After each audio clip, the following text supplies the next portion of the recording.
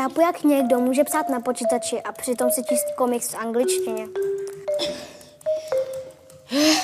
150. 150 zdvihů stolu. To je rekord centrály. Jdu se napít. Nerad vás ruším v práci, ale máme problém. V Liliové ulici došlo ke střetu cyklisty s chodcem. Myslím, že byste se na to měli podívat. Nedá se nic dělat, pití počká. Musíme k případu.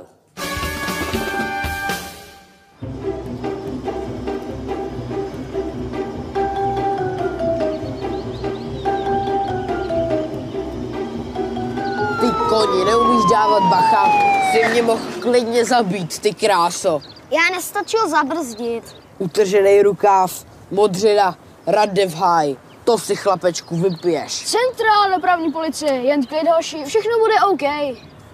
Než se pustíme do vyšetřování nehody, napiši si vaše jména. No tak, bude to? Tohle je Pája a tohle je James Blond, prosím.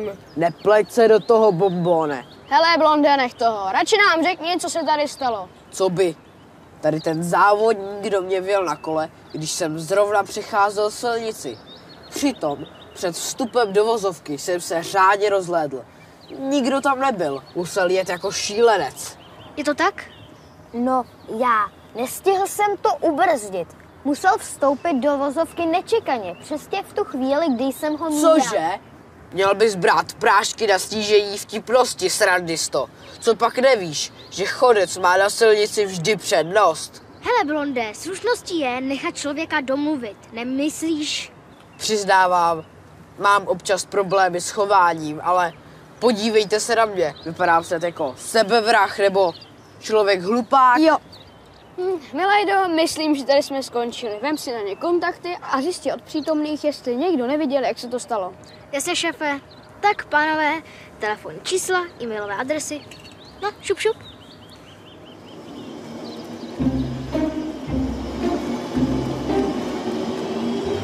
Jednoznačný případ. Další frér, který si hraje na závodníka a zapomíná na bezpečnost. Aha, na maličku jsem si zase poškrabala lák. Hele, víš, co by mě zajímalo? Jestli bych uzvedl 2 stoly. Šéfe, jaké zase 2 stoly? No, tvůj a Noťasův, najednou. Vrtá mi hlavou u motoru jedna věc. Místo, kde došlo ke střetu, je na rovince. Mezi pohledem Blonda do stran a vstupem do vozovky uplynulo pár vteřin. Za tak krátkou dobu by ani auto nedokázalo překonat vzdálenost mezi zatáčkou a přechodem. Není to divné?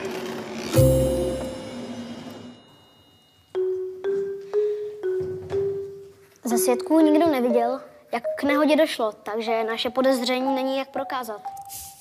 Možná, kdybych si Páju nebo Blonda podal trochu u výslechu. Promiň, Noťasi, ale nám do smíchu moc není. Nedaří se nám prokázat, kdo za nehodu může. Kdo může za nehodu? No, možná by stačilo podívat se na záznamy z kamery.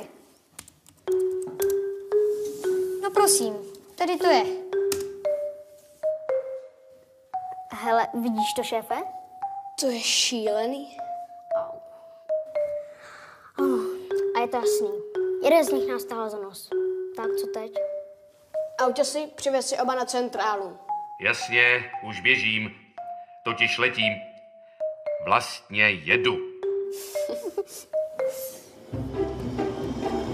Když je nejhůř, aby vše zachraňoval starý auťas. Ach jo, jsem zvědavý, co bude šéf dělat, až si pro mě jednoho dne přijde z vrakoviště zubatá. Takže pánové, trváte oba dva na svých výpovědích? Ano, samozřejmě. Takže Blonde, ty si nám říkal, že se řádně rozhlédl a potom si vkročil do vozovky. Je to tak? Přesně tak. A teď se podíváme na záznamy z kamery. Prosím, obraz. Tady je vidět, jak jdeš po chodníku, píšeš něco do mobilu, posloucháš hudbu. A teď se ani nerozhlídneš a vstoupíš do vozovky. Těsně předtím, než přijede cyklista. No, on tam nikdy nebyl přechod. V Přechod je kousek dál, ty jsi byl pouze línej na něj dojít. Co je? Potřebuješ logopeda? Já jdu domů. Ne. Ještě jsme neskončili. Sedni. Chodec Blonde je taky účastníkem silničního provozu, proto se musí plně věnovat situaci kolem sebe. To znamená, špunty z uší ven. A přechází se po přechodu, i kdybys musel udělat pár kroků navíc. Že, Blonde? První se rozhlédneš doleva, pak doprava, zase doleva a pak můžeš vstoupit do vozovky. A není pravda, že by měl chodec vždycky přednost, jak si tvrdil u nehody. Prokázali jsme, že si nám lhal. Lháři a neukáznění chodci zasluhují trest. Dáme ti vybrat ze 3 možností.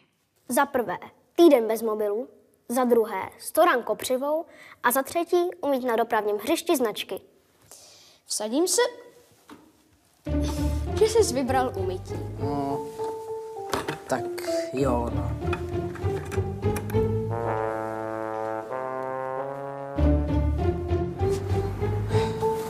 Přechází se přes přechod. Špunty suší ven. Musím se rozhlídnout doleva, doprava a zase pak doleva. Přechází se přes přechod. Přechází se přes přechod. Špunty suší ven. Musím se rozhlídnout doleva, doprava a zase...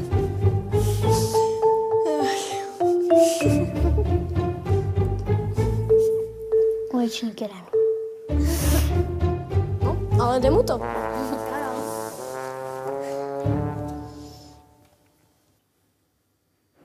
Hele, Noťasi, a proč nepíšeš zápisy ze vyšetřování? No, protože už je napsaný. A kdy jsi ho napsal? Těsně předtím, než volal auťas, že se v Lilivé stala ta nehoda. Zahlédl jsem mi na monitoru. No a abych vás nepřipravil o zábavu z vyšetřování, tak jsem dělal, že o tom nevím. Cože?